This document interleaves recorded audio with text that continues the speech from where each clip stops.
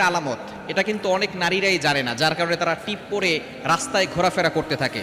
হযরত ইব্রাহিম আলাইহিস সালামকে যখন নমরুদ আগুনে নিক্ষেপ করতে চেয়েছিল, প্রথমে পারছিল না, তখন ফেরেশতারা নমরুদকে ইব্রাহিম আলাইহিস সালামের পক্ষে থেকে ইব্রাহিম আলাইহিস সালামকে সাহায্য করছিলেন। তখন শয়তান নমরুদকে বলেছে যে তুমি যদি এখানে অপকর্মে লিপ্ত করাতে পারো নারীদেরকে, তাহলে ফেরেশতারা থাকবে না। তখন কিছু নারীদেরকে অপকর্মে লিপ্ত করালো, নারী পুরুষদেরকে, তখন ফেরেশতারা চলে গেল। তখন ইব্রাহিম আলাইহিস সালামকে নমরুদ আগুনে নিক্ষেপ করলো এবং আল্লাহ পাক রব্বুল আলামিন আগুনকে অর্ডার করলো, কুলনা ইয়া নারু কুনি বারদাও ওয়া সালামান আলা ইব্রাহিম, হে আগুন তুমি আমার ইব্রাহিমের জন্য শীতলময় ঠান্ডা হয়ে যাও। আগুন ইব্রাহিম আলাইহিস সালামকে পোলাতে পারে নাই। তখন ইব্রাহিম আলাইহিস সালামকে আগুনে ফেলার কারণে যে সমস্ত নারীরা অপকর্মে লিপ্ত হয়েছিল, পরবর্তী সময়ে সরকারি পক্ষ থেকে তাদের কপালে টিপ দেওয়ার ব্যবস্থা করেছিল, যাতে করে ওই এলাকার সকল মানুষ চিনতে পারে এটা হচ্ছে সরকারি যে সমস্ত পতিতা নারী আছে তারা হলো সেই লোক। সুতরাং এই কপাল